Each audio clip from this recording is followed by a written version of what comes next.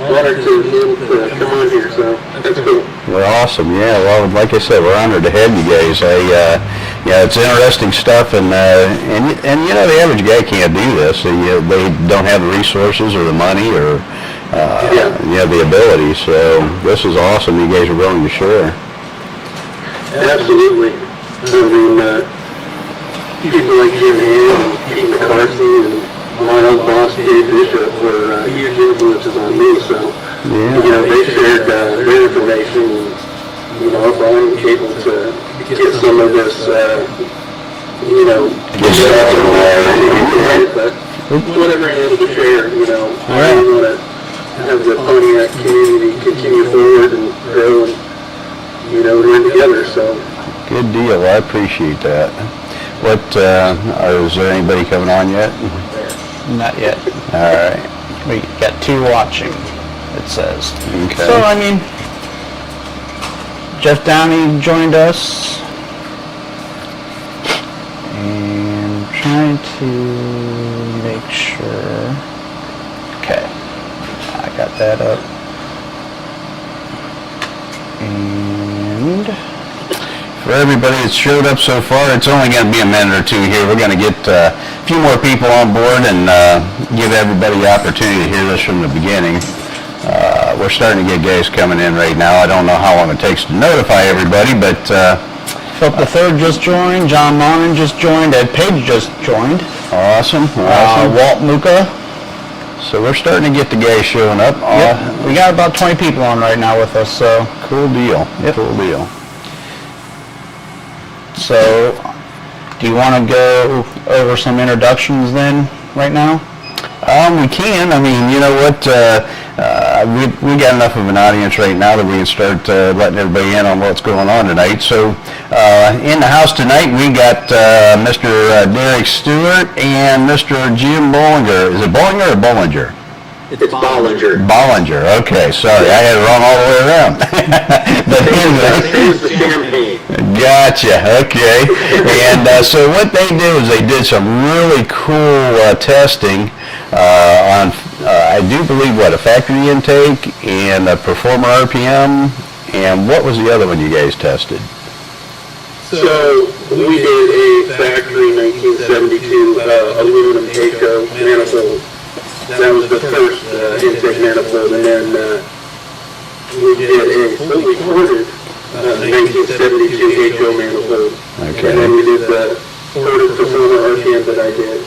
And then I also tested a ported poly strip dominator or street dominator. Same thing that I fully ported. But yeah, it was a lot of fun.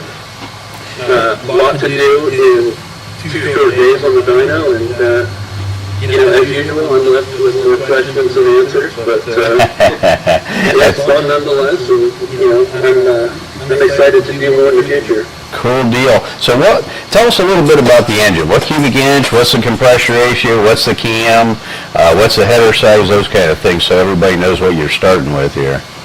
Yeah, so it was a 462 stroker based on a 400 block, and it was 30 overs with the 4 1/4 stroke, 6.8 inch rod, and ended up at exactly 11-to-1 compression ratio.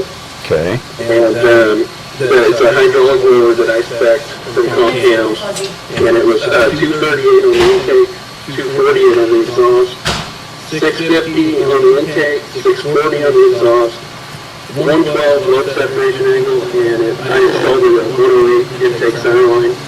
And then it has a set of the newer CNC chamber Edelbrock heads, round port, that I imported. Okay. And they were a little over 320 CFM at 650 lift. Okay. And it's got Johnson lifters and Crowder rockers, and it's also got a Brian Tooley Racing LS dual balance spring setup that I ran in it. So. Okay. And what did you say the rocker ratio was? It's a 165 ratio rocker. Okay. And what the load separation that you picked for the cam, what's the reason you chose that? It's been something that I've done before. that I know works well on the street. Okay. It has a nice idle, good vacuum for power brakes. I'm probably leaving a little bit of power and torque on the table, but it has a good RPM range. It seems to work well for me, and what I've done in the past. My phone. But overall, yeah, I think it did pretty good. I know that there was more power to be had in the end, and I'll explain why in a little bit. But Well, ultimately, this wasn't really a test to see what the engine's ultimate horsepower was. It was just a test between intake manifolds, right? exactly. Okay, Yeah, it was so- to make sure that the engine was mechanically sound. Obviously, this is going into Jim's car, so it needs to all work. And I gotcha. that all worked out perfectly. So, yeah. And then the main thing was, let's see how much my modifications are worth, and it was very surprising, to say the least.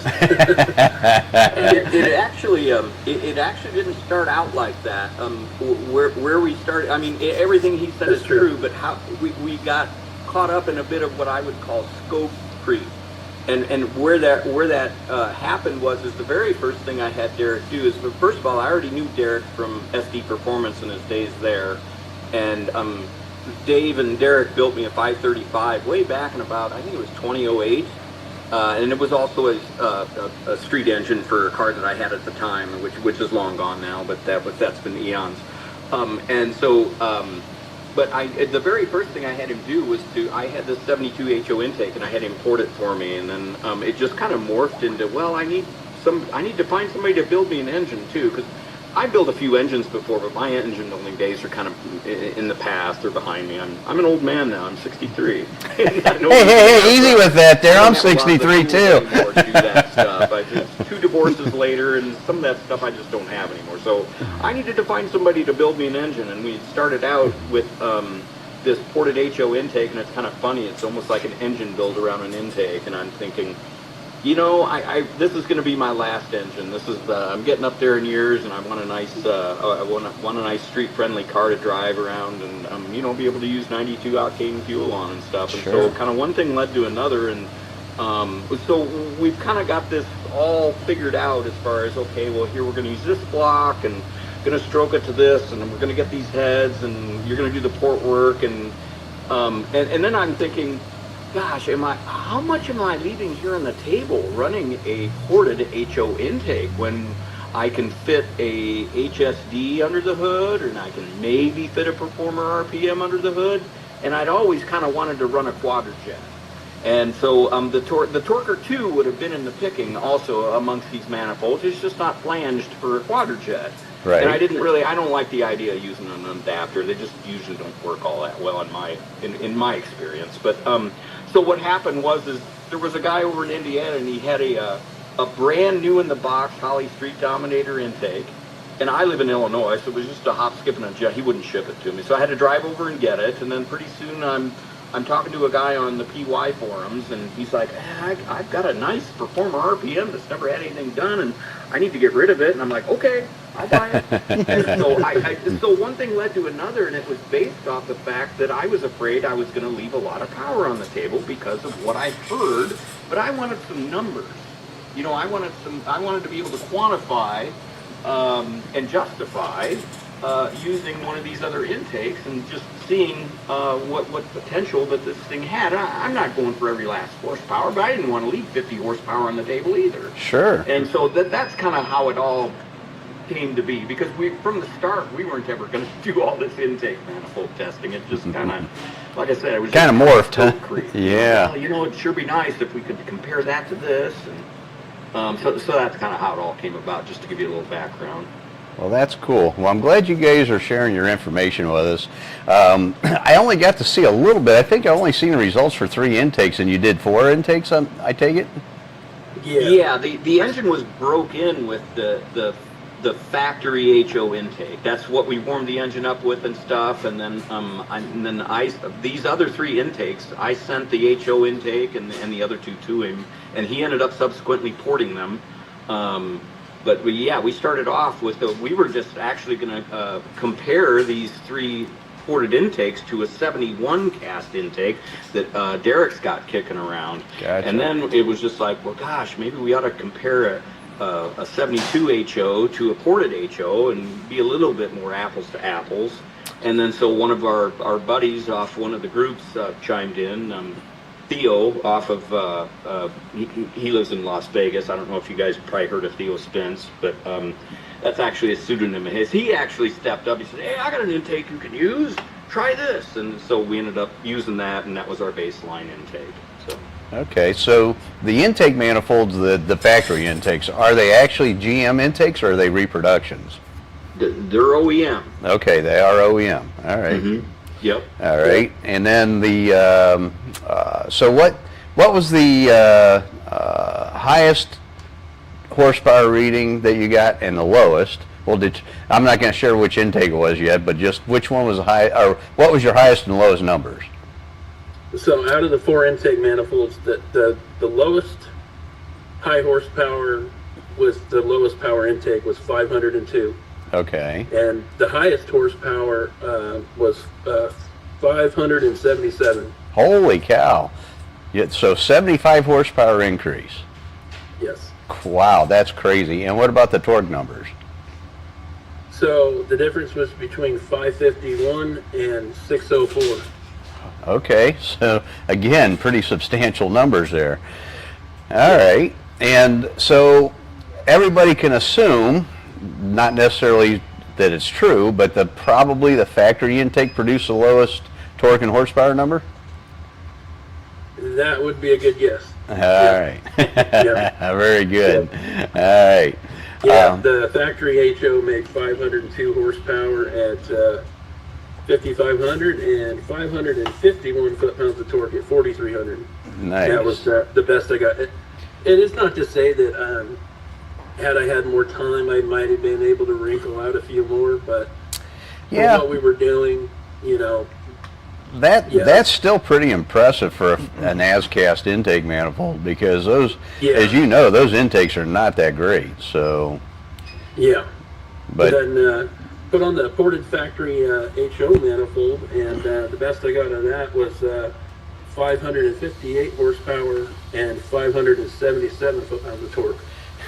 Again, that's pretty impressive. You know, you picked up, what, 50 horsepower by porting? 56 horsepower and I think 29 foot-pounds of torque, something like that. Nice. 26 foot-pounds of torque. Nice. And now, is this all with a Q-jet, or did you guys use a Holley carburetor for some of the testing, or is all the same carburetor? This is the same carburetor, same everything, just switching the manifolds. Okay, and that Q-jet, was it an 800 or 750? That's an 800 that I had built for my 490. Okay. We had issues with another carburetor that we had, so I just happened to bring mine, and I threw mine on there, and that's what we used for the testing. Cool. Just for repeatability and being able to A and B test. But yeah, I was shocked, to say the least. I've done well with that before, but not that. I mean, but I think it comes down to the engine was never designed to be at 500 horsepower. You know, it has enough airflow to support a lot more power. So you could see the restriction numbers in vacuum were pretty bad with the factory intake. So I knew there's probably a chance for some really good gains from some decent port work and things like that. And absolutely.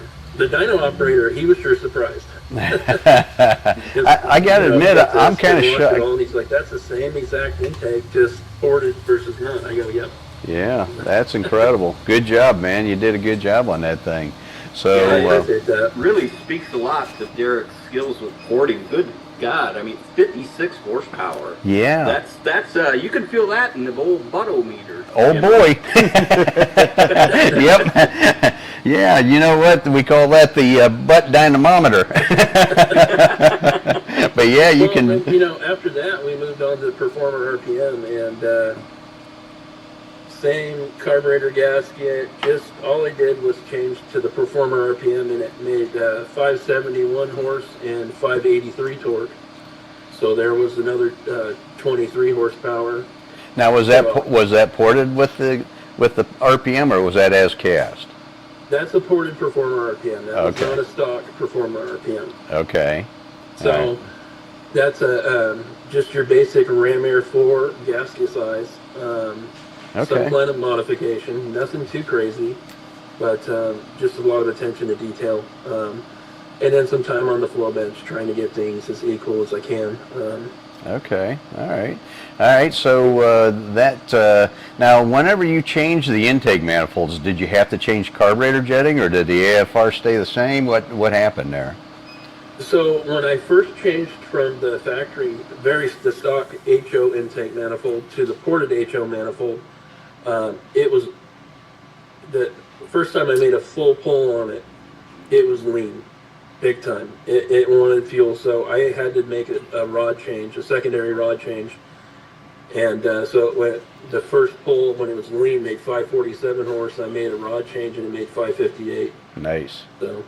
But it was too lean to keep it like that. So although it was, I got some flack for putting rods in it. But I'm like, listen, anybody that's going to run this on this, they're going to have to make it safe. They can't. You don't want to just run it and hurt it because it's exactly A and B. I go, well, the more airflow, it wants a little more fuel, it's going to get it. So. Well, and you know what? If you the guys that are giving you flack, they don't understand. I mean, it is A to A, but you have to add fuel because you added air. So that's the only way you're going to see the horsepower increase. Obviously, you're increasing or adjusting the airflow path. You have to adjust the fuel to go with it. Right. Yeah, absolutely. So yeah, the pounds of fuel per hour goes up quite a bit. So it's got to come from somewhere. absolutely, absolutely. And what was your air fuel ratio, or did you guys use EGT? How did you do it? What did you use for adjusting the fuel curve? Both, actually. Okay. EGT and O2s. I ended up right around 12.7 Okay. with the ported factory intake. Nice. And that's,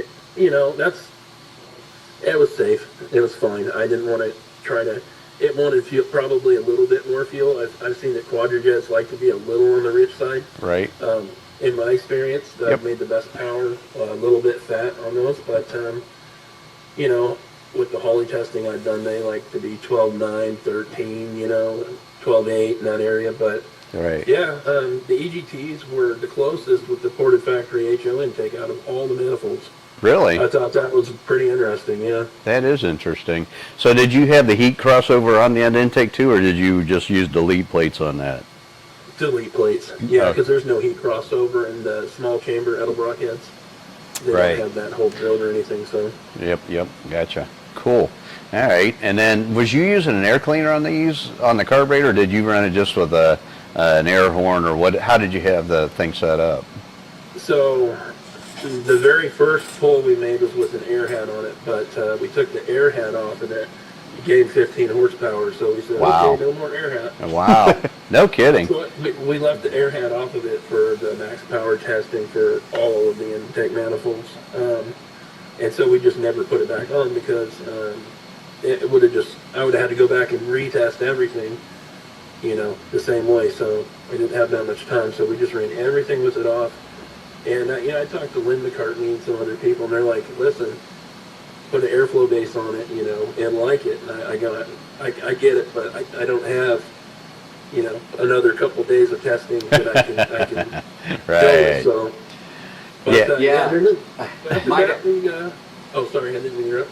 Yeah, it was me. I was jumping in. A couple things just to, that are interesting that haven't been mentioned yet, but just but I mean they were literally within 55 degrees from lowest to highest on that ported HO manifold, which Very really, good. that's pretty consistent from cylinder to cylinder as far as mixture distribution. which Especially with a I'm sure dual didn't hurt a plane. thing, right? And then the other thing that's worth noting is we've had a bit of an oil pressure problem in that we had a little too much oil pressure, and we think the check was sticking closed. We were over 100 at some point with oil pressure, and so you got to understand. I mean, goodness, that's got to be a 10 to 15 of a horsepower of parasitic loss right there. It could be as much as 20 horsepower. Yeah, and so that's the last. Since we're done on the dyno, obviously, Derek's going to fix that actually before he ships me the engine. Is we're going to go ahead and change that in the oil pump. Is we're going to swap out that check ball. But goodness, I mean, another 15 horsepower. Hello. You know? Yeah, now you're getting real close to 600 horsepower. We had, so the next test I wanted to do when I had the Performer RPM on the engine was, I don't know, from experience, we used to test that intake back when I worked at SD. We would always put a Holly on it, and so I tried that, and it was, the dyno shop that I used had a 900 CFM Braswell 4150 base carburetor, and I put that on there, and it went from 571 horse and 583 torque, and after a couple of jet changes, it went to 577 horsepower, 604 foot-pounds of torque, and it had a 1-inch open spacer on it though, so it's not an apples-to-apples comparison between the Quadrajet and the Holly, because I didn't run the Quadrajet with a 1-inch spacer like the Holly, but you know, and that was still at only a 12-to-1 air-fuel ratio in the Holly, so, but I was out of time testing with that. So there was more power to be made for sure, and that was just kind of a bonus test I wanted to see. So it was interesting to see it gain another 21 foot-pounds of torque from, you know, changing that style of carburetor and having the 1-inch open spacer. I thought that was interesting. But yeah, and actually the Quadrajet you have must be pretty good, because those are pretty good numbers for a Quadrajet carburetor on that type of a combination. So that thing's pretty dialed in. It really was. The air-fuel ratio looked good, and then the fuel curve looked real clean. So I was surprised that it did that good as well, and only gained 6 horsepower. So although it lost out on torque in the mid-range a little bit, it wasn't so much that I think it would be a huge ET gain at the track, you know. Besides, it's hard to manage that kind of torque off the line. Oh yeah, yeah. What RPM did you guys pull the engine from? So we eventually found it liked 3,800 to 5,800. Okay. And the peak horsepower with the Performer RPM was at 5,600, and it just stayed right around that number. You know, it didn't fall off or anything. But yeah, I had to get that Holly single plane on there to test, and that was exclusively ran with the Quadrajet. I never tried the Holly on it, but yeah, it made 576 horsepower and 594 foot-pounds of torque. Nice. That was with a 1-inch tapered 4-hole spacer. Okay. You know, without the spacer, it lost 8 horsepower, and it lost about the same in torque. So it liked having that little bit of spacer to get the throttle blades out of the airflow in the plenum. But and that was pretty much the last test of the day. So you tested all your intakes on the same day, right? So the yes, made a pull on all of them, except for the factory HO was all done on Friday, and we came in Monday morning and switched over to the ported HO. Well, we made one more warm-up pull. We repeated what we did Friday, and then I swapped over to the HO again. And but we did, well, Friday night we did the ported HO, and then we came in Monday morning. That's right. I'm sorry. There's so much going on, I got a little mixed up. Reran the HO, backed up the same exact pull that it ran on Fridays, made the same numbers, everything looked identical, so went on adding fuel from there, and yeah, then moved on with the other 3 manifolds. So. Nice. Okay, so this is a very streetable combination then, if it's making power from 38 to 56 or 5,800 RPM. I was able to pull it down at 3,000 RPM at one point. I tried it just to, and it was very smooth. Nice. All right, well, cool. So we'll give our audience, do we have any questions in the audience here? Give them an opportunity to ask a couple questions here real quick, and then I got a couple more for you, but I don't want to be a question hog. I do believe there's There's two questions, but I think you are going to ask them, but I will mention them, and if you are, then we'll get to it. But Philip the Third asked, is what car is it going into, and is it in the car, and do you drive it on the street? I'll take that one. The car is a 65 Le Mans that I bought about a year and a half ago. I had bought it from the previous owner with the agreement that I would return the engine that was in it, because the engine that was in it was kind of tired. And it was at that point that I knew I wanted to build an engine for it anyway. The car is going to be, it's not in the car yet. Derek, actually, he and I need to work out the shipping of the engine back to me. He's in Portland, Oregon. I'm in Illinois. So I got to get it back. Now it's done on the dyno. I'll be getting it back here probably by the end of the month. And then if I can, I'm going to get it in the car here, while it's still decent weather out, because my garage isn't heated. So I built a Turbo 400 for it. I've got a 9.5-inch converter. Currently, the rear is a 9-inch with a 430 gear, which is how I bought the car, and I'd really like to change that out to about a 325 gear.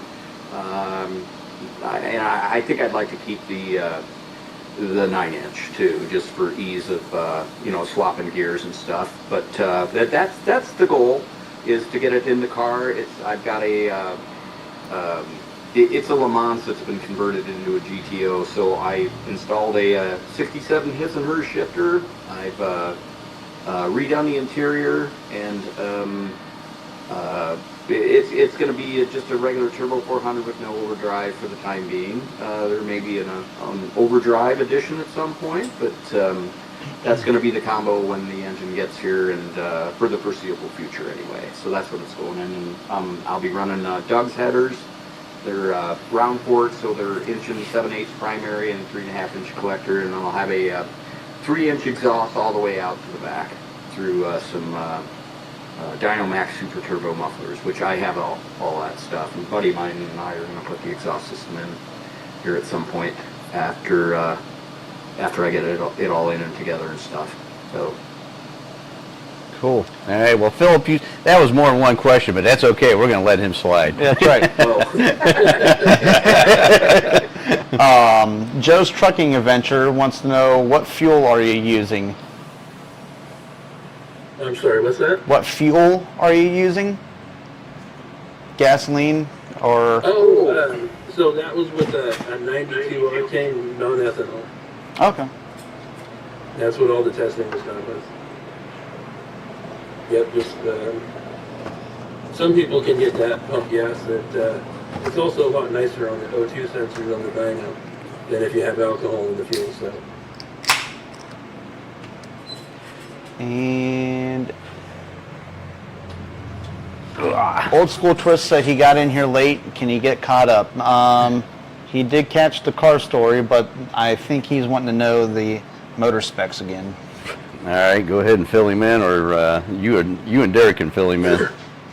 Yeah, that's fine. Unless Jim wants to do it. Yeah, I'll take a crack at it. Let's see if I get this right. It's a 67 400 block. It's 40 over. It's a 4 1/4 stroke crank, 680 rods. So it's a scat forged crank. So it's a complete forged bottom end. The cylinder heads are Edelbrock 72cc fast burn chambers. Those are the ones that are kind of the heart-shaped chambers, if you will. The newer design. Yeah. Design. The camshaft is a hydraulic roller. It's a comp cams. It's not an off-the-shelf grind. They're QNI lobes, and the cam specs are 238, 248 at 50. 650 lift on the intake, 640 lift on the exhaust, on 112 lobe separation angle, and that lift is with the 165 Crowder Enduro rockers. Derek ported the heads to flow 322 at 650 lift, and he did a great job of keeping the velocity up at the lower lifts too, because the lower lifts look great as far as airflow. Let's see. He had a 219 intake valve upgrade. That's right. Yep, I forgot to mention that. That's right. We did. We upgraded to 219 on the intake, and we left the 166 stock diameter exhaust. It's got Brian Tuvey Racing spring setup, valve spring setup with the locators and springs, and I forget what kind of retainers there. They might be BTRs as well. Are those beehive springs, or are they just a dual spring? So these are like your 660 lift dual spring that you would use in like an LS type motor. Okay. So they're designed for use with the 11/32 valve, so that you can adapt these to older engines with hydraulic roller cams. Okay. So it's not a beehive spring, just a standard straight up spring, and Yeah, it's like a polished dual spring. Gotcha. They're real pretty and they're real smooth. we like pretty. You gotta have the pretty in there. Heck yeah. Chrome will get you home. You might have seen by the pictures also, I'm kind of a stealth guy. I like sleeper cars, so it's got the factory style chrome 67 to 70 valve covers.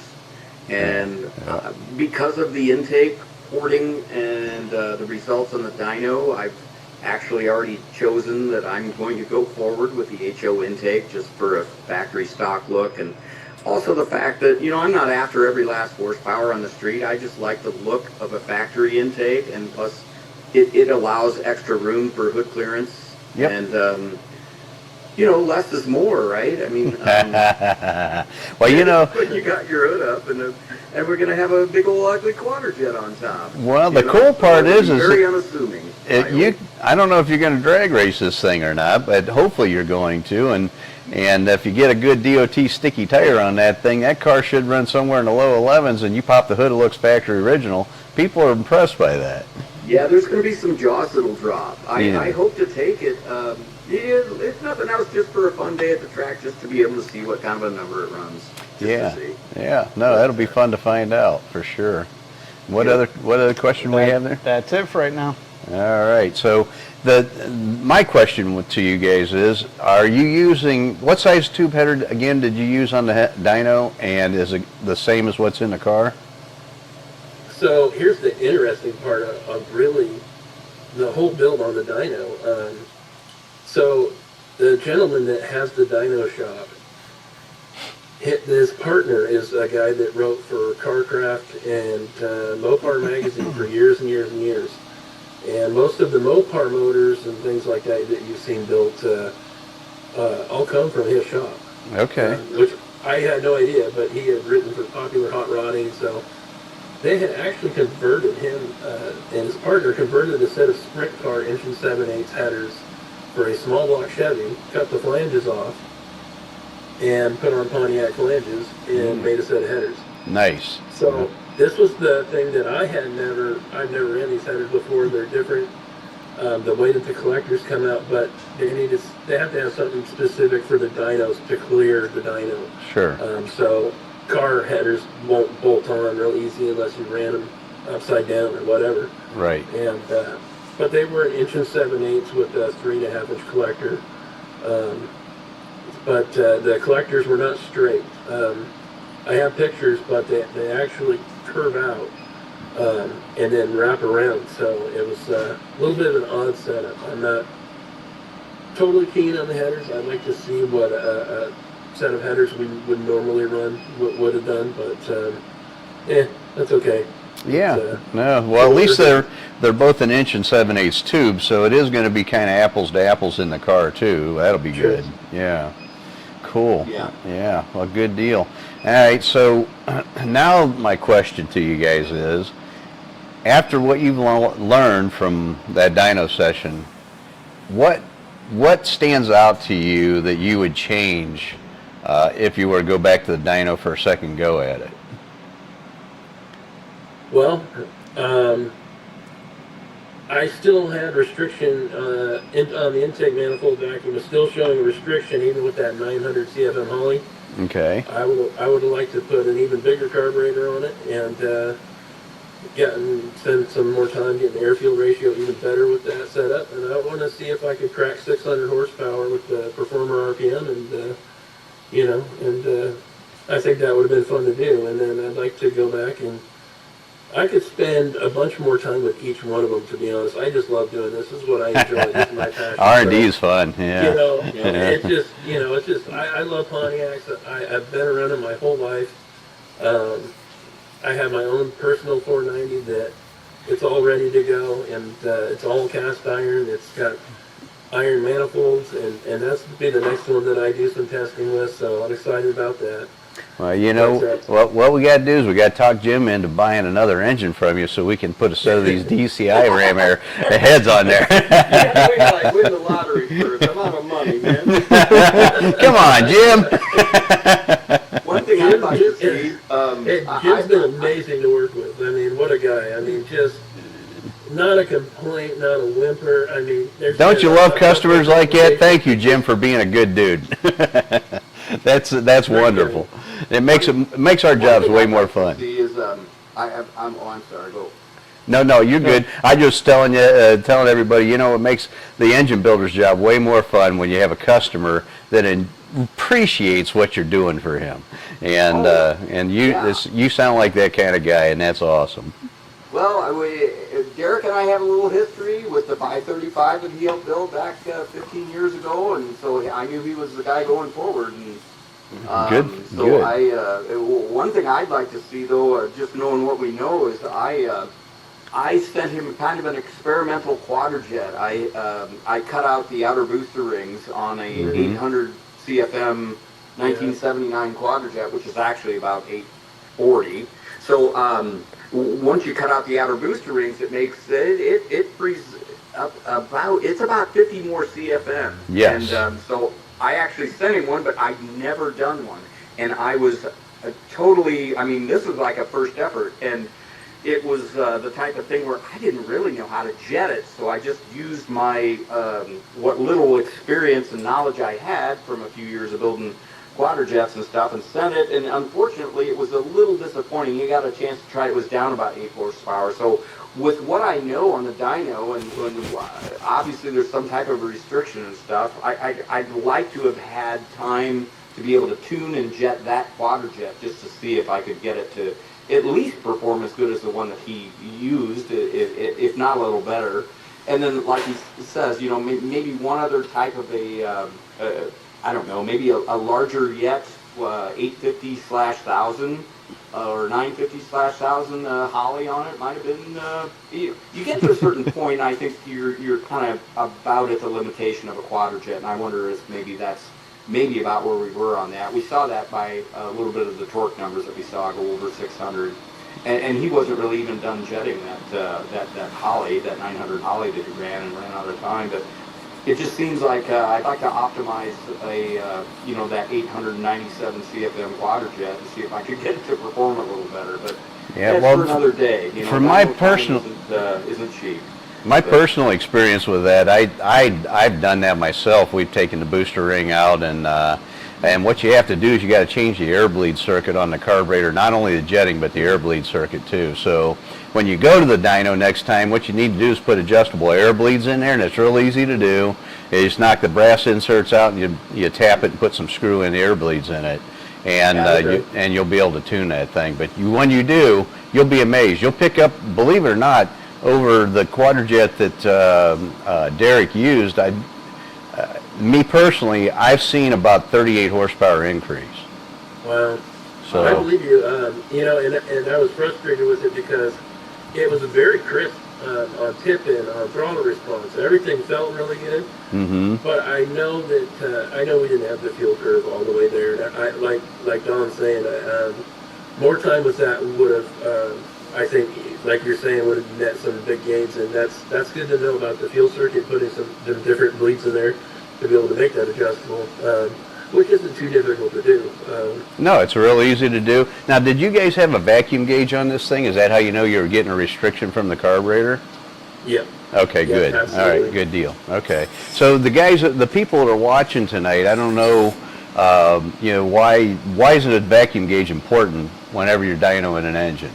So it's not because you're looking at your manifold vacuum at idle, although that's a good thing to know, but what you want to try to determine is if your carburetor is restricting the engine and causing you a horsepower loss. And what happens is the RPMs climb, you'll start building vacuum again because the carburetor's too small. And it's not a lot, you know, Derek will probably confirm this for you, but the you're going to see maybe a 1 to 2, sometimes you'll see 2 inches of vacuum, and when you do, you got a big restriction, and it's usually a carburetor, or it could be the intake manifold too. Yeah. Yep. So, And unfortunately, it's just one of those things where we'd just love to go another 8 hours on the dyno, and it's all about learning. You know? absolutely, man. You know, that was the fun part, and this, you know, this is fun for me right now talking to you guys because, I'm into that. I love doing R&D, and Derek had to have a ball doing this, and thank you, Jim and Derek, for sharing with these guys because, you know, this kind of stuff it costs money, you know, and it's not. Most people don't have a dyno, they don't have the ability, they don't have the money, they don't have a lot of things, and this is going to help a lot of our viewers tonight pick the right intake manifold and carburetor for their combo. Yeah, and I mean, really, there's a lot more detail that I can really get into, but, you know, for the most part, you know, it's definitely going to help me go moving forward on what are you paying me for when I'm porting your intake manifold? Right. It helps with the more information and the more data you have, the more it's, you know, it makes it easier for somebody to be able to decide is that worth spending some money on or not. And Yep. I'm not biased either way. Whatever works the best, hey, then that works the best. I need to change my way of thinking, and that's the way we need to go. If it's what I thought it was going to be the best, that doesn't matter. You know, the engine will tell me what it wants, and we'll go from there. And Yep. I think that's a big part of this is being able to problem solve and work through things. And I think I had no dyno about 2 weeks before all this happened. There was nothing in Oregon. I was going to have to leave the state to use the dyno. So this whole thing kind of came together in a very short amount of time. And now I have a dyno that I have available to me, and hopefully I'll get to see some pretty cool tests here coming up in the future. And, you know, Jim was a huge help, and nobody does this on their own, you know. It takes a lot of people helping in a lot of areas to be able to do this stuff, leaving work to go dyno engines and all of a sudden, you know, It's a lot of work, man. People don't realize how hard it is to dyno an engine. Yeah, there's a lot to it. And it's not just testing parts, you know, just getting to a point where you're not having any issues, everything's good, you don't have any leaks, there's nothing in the filter. Yep. You know, that's all the most important stuff. And yeah, everybody wants to know numbers. Well, it's like, well, let me make sure this thing is going to live first. Amen. Don't worry about what it makes for power. Well, and you know, that's why so many guys are disappointed when they go to the dyno for the first time. You know, they're unprepared, they've never done it before. You know, usually they've built the engine themselves, so they don't know what they don't know, and there's so much that goes into it, and that's why it costs so much to dyno an engine too. You know, you're not only paying for the machine, you're paying for the guy that's running its time, you're paying it for the guy that's tuning its time, you're paying for a lot of different things whenever you go to dyno. And I tell guys all the time, listen, you know what? It is wonderful to get that dyno sheet and go around bragging to your buddies about it, but who gives a shit when it comes down to the bottom line?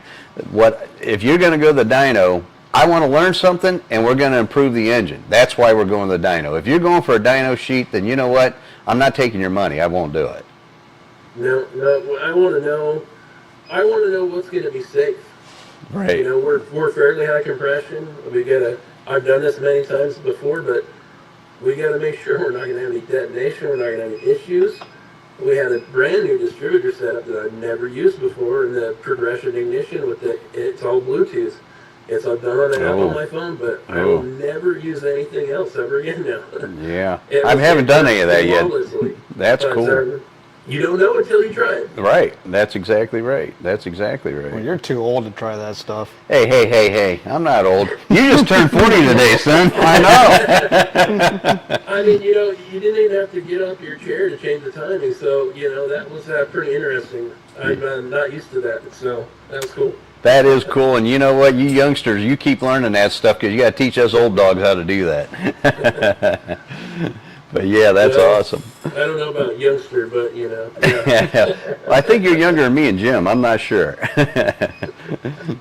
But, I'm 41, almost 42, so. there you go. You're about my son's age, so Yeah. yep. Good for you guys. Well, you know what? I'm hoping you guys carry the torch and you know, keep this going, because it excites me whenever the 30 and 40-year-old guys are getting involved with this the way that I did back whenever I was doing it. We didn't have nowhere near the technology or the parts availability or anything that you guys have today. I mean, the reason I made cylinder heads is because we didn't have a good Pontiac head. We had to use factory heads. So, you know. And I look up to you guys like, I mean, that's just crazy to me to just go, oh, we don't have a cylinder head for that. Well, why don't we make one? You know, that process is unbelievable to me. So I look up to you guys, and, you know, I can only, you know, hope to follow in any of your footsteps.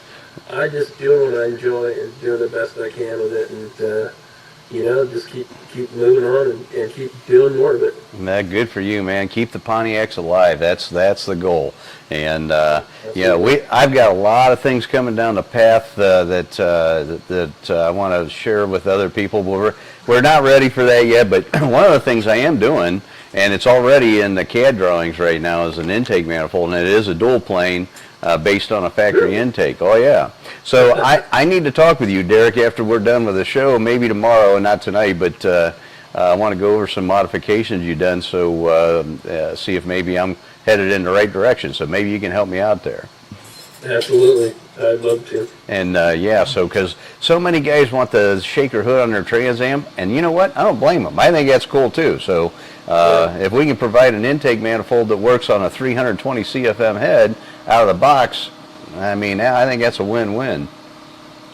I agree, and that was the whole goal, is, you know, let's, you know, keep it looking as factory as possible, and that's a big deal. If you have a Pontiac, especially, how many of them have special hoods? Yep. Special air intake packages.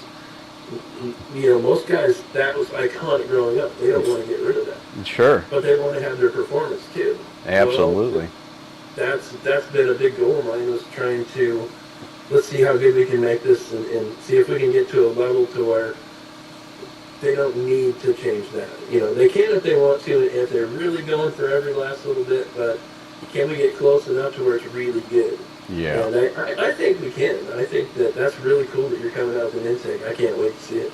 Well, the guys like you, I'm hoping will be able to use them on customer engines, and I'll, you know, hopefully, and I'll reward you guys that are engine builders, so that you guys can make some money on it too. So I mean, you got to be paid for your time and effort.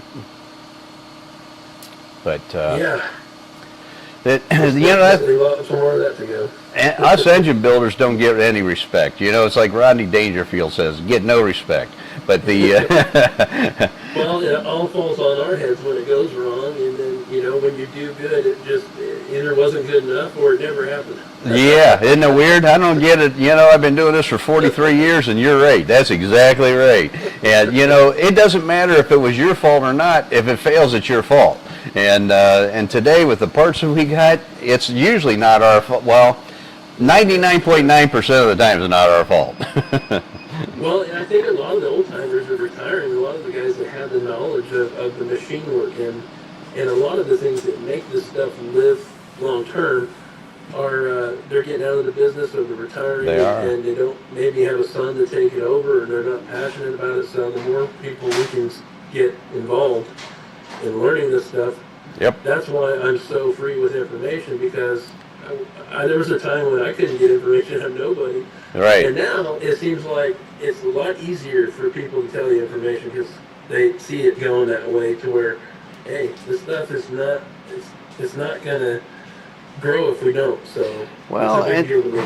And you know what? There's enough work to go around for everybody. You know, a lot of guys in the old school guys, they were scared to death they weren't going to be able to get another job, and I don't feel that way. I've been share, and I'll tell you what, Derek, it's going to come back to you 150%. So keep sharing, keep doing what you're doing, man, because I'm telling you, it will pay off, and people appreciate it. So. Well, thank you very much. I appreciate that. Well, you're doing a good job, man, and thank God you have customers like Jim to keep your business afloat and make your paycheck so you can pay your bills. That's awesome. Hey, that's you need somebody to give you an opportunity sometimes, and Jim Yep. gave you one, and take advantage of that, and I appreciate it. So Yeah. yeah, Yep. Thank you, you have Jim. to. Yeah. Yeah. Cool deal. What other questions we got there? Anything? How many viewers we getting tonight? We got quite a few, don't we? 44 I just seen. Yeah. Nice. Yeah. That's all right. They don't know us yet. That's right. Yeah, that's okay. Yet is the key word. They will. They will. They're gonna know you, no doubt. We'll have you back. Awesome. James wants to know what type of ignition system was used on the dyno. Progression ignition. That is the distributor that uses the Bluetooth app on your phone to be able to create a timing curve, and then you send it to the distributor, and you don't physically have to get out, change the timing, like you would back in the day with the timing light and getting out and moving it. It's all done on your phone. So You can create your own advanced curve. You can create your own maps. You can switch from one map to another map. If you had to, say get all you had access to was 87 octane, you could maybe have a low octane map or something. And it's got vacuum advanced capability, and I don't know, I'm a firm believer in it. Nice. Well, you know what? Maybe we could do a whole another podcast on just that ignition system, and you guys can share your knowledge on that too. That'd be awesome. Absolutely. Yeah, I would 100% do that. And I don't know these people at all. We just bought a couple of distributors, but they've got a good product. So Yeah, they've got an HEI version, which is the large cap, and then there's also the point style ignition, which is the small cap. Okay. And my other understanding is that you can literally load the maps on the fly. Wow. Nice. Yeah, I was. And that's good for the guys like for drag week or whatever. You could literally, if you wanted to, you could change it while you're heading down the track. Yeah. Whoa. Hold my beer. I don't recommend that. Yeah. It would be possible. That's I would caution to not do that. But that's Don't cool. do what I say. All right. We have another question with Walt. He wants to know, Derek, what was the secondary carb codes you used to richen up? What did the tip measure? Maybe 0.35? Yeah, so made the best power with CC rods and the corded HO. So those are like a 30 thou tip, if I'm not mistaken. Yeah, that's And, correct. I had a DA rod in it before that, which is what comes in Cliff's high performance kits a lot of the time, is the DA rod. So Yep. interestingly enough, when I put the when I put the RPM on it, I actually had to go back to the DA rod. Huh. I had to actually put the little bit thicker rod in it. But Yeah, the that's what we're in. DAs are what, right around 55 to 57 thousandths, I think. I think they're around 40. Yeah, they're 41, I think. 41. Okay. I Jim would know remember better it. than me on the exact measurements. Maybe they're DSs that are around 50,000, because I use a lot of the D rods in our stuff too, but yeah, cool. That, what was your primary jetting? 76. 76, very good. And what size metering rod do you have on the primary side? No, to be completely honest with you, whatever comes in Cliff's high performance kit. I didn't actually measure them, but Well, typically we like to stay like 30 numbers away from the jet size, so, like a 46 or whatever. I think those are a single taper rod that Cliff supplies. Okay. And yeah, I think that if I remember right, they're like a 46, and so then they taper down to like 26. Yeah, the tips are usually Something like 26. that. Yeah. Yeah. Okay. Cool. Yeah, you know what? The Quadrajet's kind of like that Rodney Dangerfield thing too. They don't get respect, but that's a killer carburetor. I wrote a manual on that thing back in the '80s. I love that carburetor. It's I mean, that's why I built one for myself. If you can get that close, I mean, to me it looks like it's like a mechanical computer. I mean, really, everything's adjustable. mm-hmm. I mean, if you're a tinker or a race car guy or an engine guy, you want to be able to adjust anything you want to tailor it best for what you're doing. And Sure. there's nothing better than a Quadrajet as far as that goes. I mean, sure, you can make anything do whatever you want. It's, I look at this stuff kind of like clay. You can make it how you want. Yep. But there are better platforms for better things, and the Quadrajet's really good for high-performance street use. And I know Lynn's going to kill me because he's making like 750 horsepower, on his race motors with Quadrajets and above. But for the average guy, they're not doing that. Most of these guys, high-performance street, they work really well. So, yeah, I love them. Well, the problem with the Quadrajet, as you know, is the fuel bowl is so small on them. And you can use them in super stock racing, but they literally are flooding when you're driving through the pits. Because if you don't, they're not going to have enough fuel. It's just not physically possible. There's no rods in them, nothing. I mean, they don't run primary rods. There's no need for it. They're going wide open throttle. They don't run secondary rods either. So, I don't know if everything out of the way of the fuel, right? Yep, that's exactly right. So they got a primary jet, and believe it or not, you take the secondary side and that little disc that floats around in there, you drill that out, and you tap that for jets, and you run jets there too. So, I mean, you don't have metering rods anymore when you race them at that level. So. Well, it makes sense. I mean, a lot of guys I wanted to make one on E85, but I think that's going to be difficult to add 30% more capacity and fuel to it. I mean, maybe you could go in there with a die grinder, maybe you could gain a little bit of space, but I don't know. I think you'd be really pushing it. Yeah. You're going to run like, 15 PSI fuel pressure? Well, no, you just put a fogger right over top the carburetor to add fuel. You just run nitrous solenoids, just the fuel. Yeah, just for fuel. That's it. Hey, they do it with turbo cars. But yeah, for sure. We got any other questions there, son? Yes. I lost it. Hold on. What kind of dyno was the engine on? This was a Stuska dyno. Nice. Those are good dynos. Yeah, I've never used one before, but he was showing me results of some other engines that have made around the same power and what they're running in the car. And most of them were in the 10s, so I was, looks like a nice little setup, and he's a stickler for everything being calibrated, so, that's important to me. I'm not trying to fluff numbers, and I don't want to... Right. I want what's real. I don't really care what all the fluff BS is. I think a lot of people, they get some dyno numbers that I've seen some crazy output out of engines I know don't do anywhere near that, and I don't want to ever be a part of that crew. No.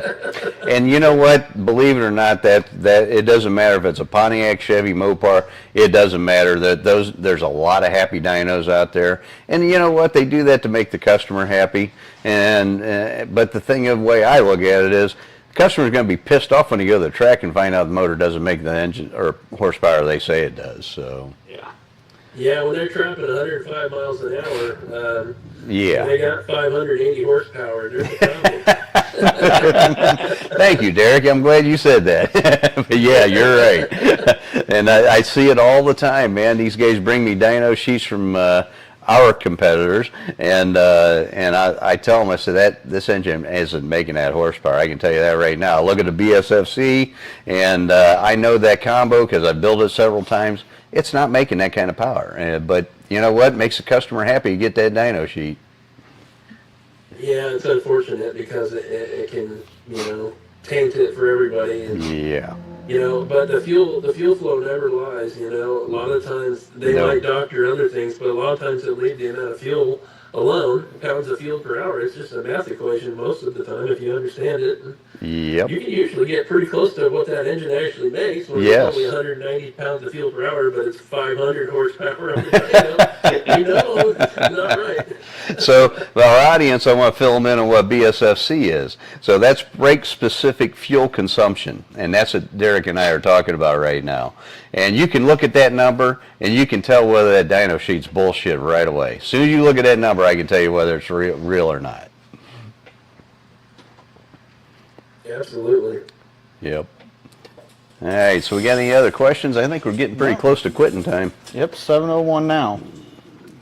I mean, I'll stay on as long as you guys want because we got Jim and Derek captive. So as long as the people want to ask questions, we'll stay as long as they want to stay. Anything else come up there? Nope. I can't believe more guys don't have questions about this tonight. I mean, you know what? This is a pretty interesting topic, and I talk to people all the time about this. So to summarize tonight, you know, so many guys are worried about cylinder head airflow. All right. I agree. We need to have cylinder head airflow, but if you bolt an intake manifold on that's unported or stock or a factory dual plane intake, and you got a 300 CFM cylinder head, you're killing that engine. You need to do the intake manifold as well. And then we're going to get into headers and then cam timing and a lot of different other things. So, you know, people need to understand, yes, you can have a 400 CFM cylinder head on your engine. And I get this a lot. Guys will say, well, I bought these heads from, and we're not going to mention names, but I bought these 340 CFM head and my car slowed down or it didn't even improve. I said, well, did you change the intake manifold? Did you have your intake manifold ported? Did you put a bigger tube header on it? Did you change the cam timing? Do you have a bigger carburetor? What did you do? If all you do is swap the heads, then you're probably not going to see, you're going to see whatever the bottleneck is what you're going to see. You're not going to see what that head's potential is. So I see it almost every day, and just on this engine, I mean, you know, if I would have just, sure, it looks the same, but there's a big difference, and I mean, I was even surprised going from the totally stock HO manifold to, you know, a modified Performer RPM that has 75 horsepower. That's insane. I mean, that's crazy. That's bigger than some cylinder head swap games. Yes, I mean, yes. So I understand. I think people are misconstrued to think that only the heads need to flow good, that the intake manifold is just going to universally gain when they add cylinder head flow, and that could be the case. If they have an intake that's too big and flows good already, but most of the time that's not the case. Correct. And, they're going to put on new heads and run the same, or the combination's just not matched correctly. It's not going to run very good at all. Right. And they need to get with somebody who can help them figure out what's going to be the best in the RPM range and the style of driving they're going to be doing. And that doesn't always mean the best peak horsepower. You know, everybody's different. Every combination is different. You need to build for the combination, not just one single part of the engine. Yep. Amen, brother. And you know what? That's what I tell everybody. It starts at the air cleaner and it ends at the tailpipe. And, you know, until you understand that, you're not going to make maximum horsepower. Details matter. Yes, they do. All those little details, 1 horsepower here, 2 horsepower here, you know, that all adds up at the end of the day. And in your case, you just showed us 70 horsepower, so that's huge. So, yeah. And that's just one item you worked with. That's just one thing you worked with. So, well, cool deal. So, do we have anything else there, or not? We can. Jeff wants to know what will a crank trigger work with that distributor you guys were talking about earlier? I don't think so. Okay. It's it has its own electronics in it, and it doesn't. I don't know what kind of pickup it uses, but I don't think you would be able to adapt it to, you know, maybe some of the modern EFI setups. I think that's a little bit different type of deal. And this is more designed to give us older guys something that is more high tech for still using the carburetor. But who knows? They might, you know, you might get a hold of Progression Ignition and see what they say. But I think it could be adapted. You know, I mean, the crank trigger basically is just. It's just a pickup signal, right? Yeah. So, and it's just more accurate than doing it at the distributor. Sure. You know. So yeah, I think that you'd have to play with the timing curve to correct for Gotcha. the accuracy. But yeah, I think it'd be all right. Yeah. But I don't know. Yeah, you could probably, once you verify the timing, then you're able to change it all on your phone. So. Sure. That's the cool part, you know, and now Edelbrock has a new carburetor out too that's adjustable the same way, Bluetooth, you know, and I haven't got to play with any of those yet either, but that would be fun too. I really would like to try one of those. It looks like they're making really good power. I mean, every test I've seen so far, they seem to be really shiny. So it would be interesting. And I got to meet Vic Edelbrock Jr. a couple of times, and what a nice guy. I know it's a little different now. He's passed away, and his company's been sold off and all that. But I kind of have an affinity for Edelbrock just because I knew the family, who did all that stuff. And Sure. Yeah. But, yeah, I'd like to try one. It looks like a neat deal. Yeah, yeah. All this new technology, it's hard to keep up, but I'll just keep making cylinder heads and intakes and that kind of thing. I could do more than doing that. Well, thank you.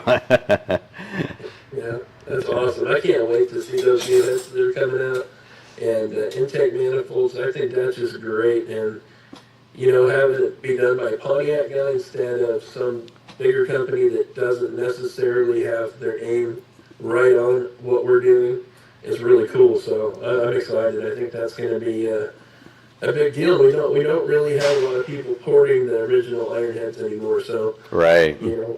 Yeah, and I wanted that factory look, like Jim was just saying. He's a stealth kind of guy, and you know what? My guys have been after me for 25 years to do this head, and I kept putting it off because I didn't think there was demand. But I tell you what, I'm blown away, and thank you everybody for the interest, and hopefully they are a big hit, and I can sell some of these things. I know I have a huge investment in these, and I want to make that money back.